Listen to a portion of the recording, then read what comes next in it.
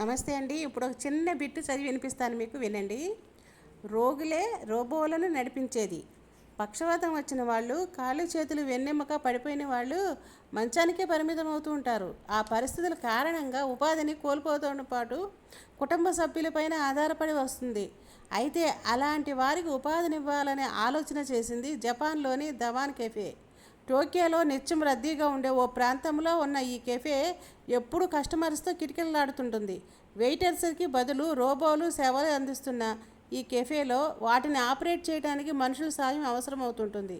కదలకుండా ఒక చోట కూర్చుని లేదా పడుకుని కూడా పనిచేసే వీలున్న అలాంటి ఉద్యోగాలను పక్షవాతం రోగులకు ఇస్తే ఉపాధినిచ్చినట్టు అవుతుందా అనుకున్నాడు కెఫే యజమాని. జపాన్లోని అతనుకున్న 100 అవుట్లెట్లు దాదాపు 300 మంది పక్షవాత బాధితులకు ఉపాధినిచ్చాడు. ఇప్పుడు దవాన్ కెఫేలో పక్షవాతం రోగులు వాయిస్ లేదా కీబోర్డ్ కమాండ్స్తో రోబోలు కస్టమర్ నుంచి ఆర్డర్లు తీసుకుని కిచెన్లో వంటకాలు సిద్ధం చేయించి సమయానికి వడ్డించేలా చూస్తున్నారు. ఇదేనండి. ఇప్పుడు ఒక బిట్టు చదివి వినిపిస్తాను, వినండి. సోషల్ మీడియా ఖాతాల్లోకి కుప్పలు తెప్పలుగా స్మైలీలు వచ్చి పడుతుంటాయి. అందులో కొన్ని శ్రావణ మాసపు వాయినాల లాంటివి. పుచ్చుకోగానే సరిపోదు, వీలైనంత త్వరగా తిరిగి ఇచ్చేయాలి. ఇంకొన్ని రిమైండర్లు లాంటివి, ఫలానా పని చేసి పెడతానన్నావు, ఏమైంది బ్రో అని నిలదీస్తున్నట్టు అనిపిస్తాయి. ఇప్పటికే మనం ఆన్లైన్ వ్యవహారాల్లో ఆరితేరిపోయాం కాబట్టి ప్రతి స్మైలీ ఉద్దేశాన్ని సులభంగానే అర్థం చేసుకుంటున్నాం, తూకమేసినట్టు స్పందిస్తున్నాం. సమస్య అంతా ఆఫ్లైన్తోనే. ఈ సందర్భంగా ఓ సంఘటనను గుర్తు చేసుకోవాలి. ఓ అపరిచితుడు చిరునవ్వు హైదరాబాదుకు చెందిన బ్యాంకు ఉద్యోగినికి జీవితకాలం శాపమైంది. ఎవరో ముక్కు మొహం తెలియని మనిషి రోజు మెట్రో స్టేషన్లో కనపడేవాడు. పలకరింపుగా నవ్వేవాడు. మొదట్లో పట్టించుకోలేదామె. 1-2 నెలల తర్వాత మొహమాటానికి నవ్వింది. మెల్లగా మాటలు కలిపాడు, పరిచయం పెంచుకున్నాడు, స్నేహితుడిలా నటించాడు, మనసులోకి దూరిపోయాడు. క్రమంగా ఆమె జీవితాన్ని ఆక్రమించాడు. మోజు తీరాక నరకం చూపించాడు. ఆ వంచనకు ఆరంభం ఓ నకిలీ చిరునవ్వే.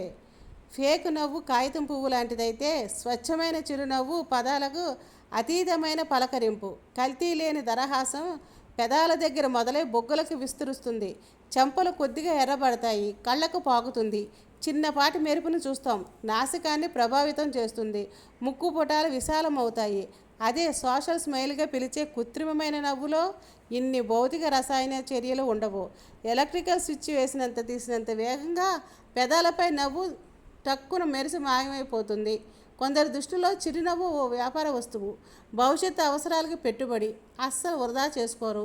అల్లాటప్ప మనుషులు జోలికే వెళ్ళరు. ఏదో ఓ సమయంలో పనికొస్తారనిపిస్తేనే ఫేక్ చిరునవ్వులు వల విసురుతారు. వ్యక్తిగత జీవితాల్లోకి చొరబాటు కూడా ఆ కపట నవ్వుతోనే మొదలవుతుంది.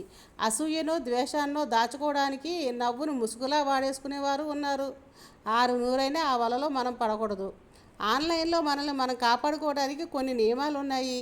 బలమైన పాస్వర్డ్ సృష్టించుకుంటాం, తరచూ ఆ పాస్వర్డ్ని మార్చుకుంటాం, సాఫ్ట్వేర్ అప్డేట్స్ చేసుకుంటాం. మన ఫోటోలు చాటింగ్స్ పడకూడని చేతుల్లో పడితే డేటా ఎన్క్రిప్షన్ ఎంచుకుంటాం. ఇవన్నీ సైబర్ హైజీన్లో భాగమే. ఆఫ్లైన్లో కూడా ఇలాంటి ఏర్పాట్లు చేసుకోవచ్చు. సాధ్యమైనంత వరకు నకిలీ నవ్వులను తప్పించుకోవచ్చు. నచ్చని వ్యక్తులు తారసపడగానే తల తిప్పుకోవచ్చు, చూపు తిప్పుకోవచ్చు. ఏ భావం వ్యక్తం చేయకుండానే ఆ మనిషిని దాటుకుంటూ వెళ్ళొచ్చు. ఎంతటి మాయగాడైనా మనం స్పందిస్తేనే మన వైపుకు చొచ్చుకొస్తాడు.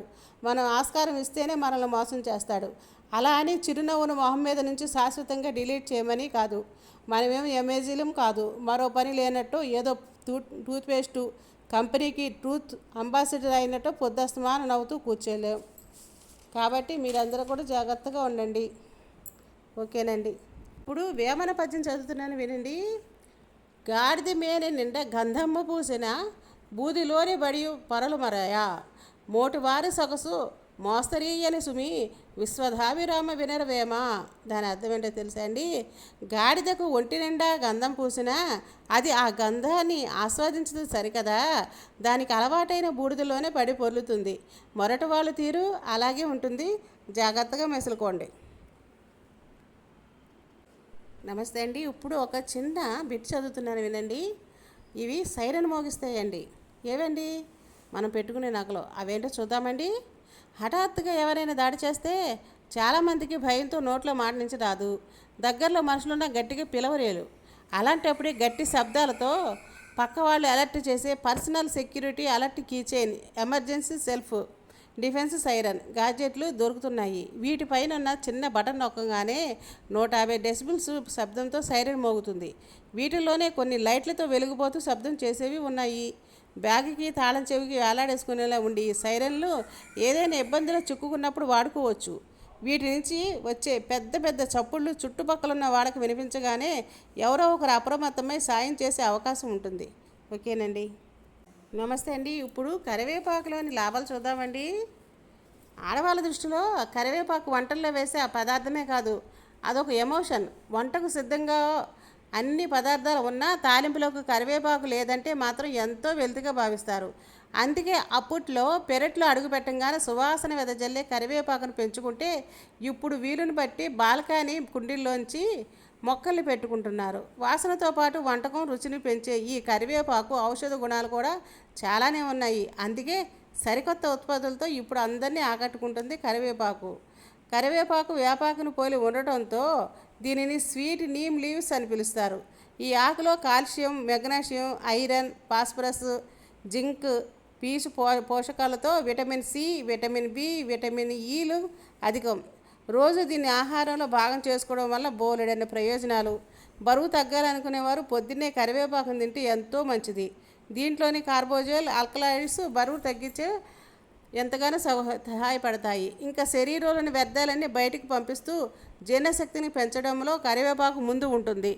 రక్తంలోని చక్కెర స్థాయిలు నియంత్రించే శక్తి కరివేపాకులో ఉంది. అందుకే మధుమేహాలకు ఇది సరైన ఆహారం.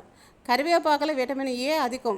ఇది కంటి చూపును మెరుగుపరచడమే కాదు, కంటి సమస్యలను ముందుగానే నివారిస్తుంది. గుండె ఆరోగ్యానికి కరివేపాకు ఉపయోగమే. కొలెస్ట్రాల్ నియంత్రించే గుణాలు దీనికి ఎక్కువే. వ్యాధి నిరోధక శక్తిని పెంచి ఇన్ఫెక్షన్ల నుంచి కాపాడుతుంది. నాడీ సంబంధిత వ్యాధుల్ని, క్యాన్సర్ని అడ్డుకుంటుందట. కరివేపాకు వాసన పీల్చితే ఒత్తిడి, మానసిక ఆందోళనలు తగ్గుతాయట. ఇంకా జ్ఞాపక శక్తిని పెంచే కరివేపాకు ఆల్జిమర్స్ లాంటి వ్యాధుల్ని చేరనివ్వవట.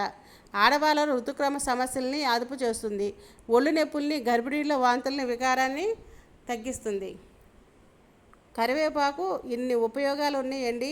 చర్మాన్ని, జుట్టుని ఆరోగ్యంగా అందంగా కూడా చేస్తుందండి. ఇది మీరు ఖచ్చితంగా కరివేపాకుని తీసి పడేయకండి. కరివేపాకుని ఆహారంలో ఒక భాగం చేసుకుని తినండి.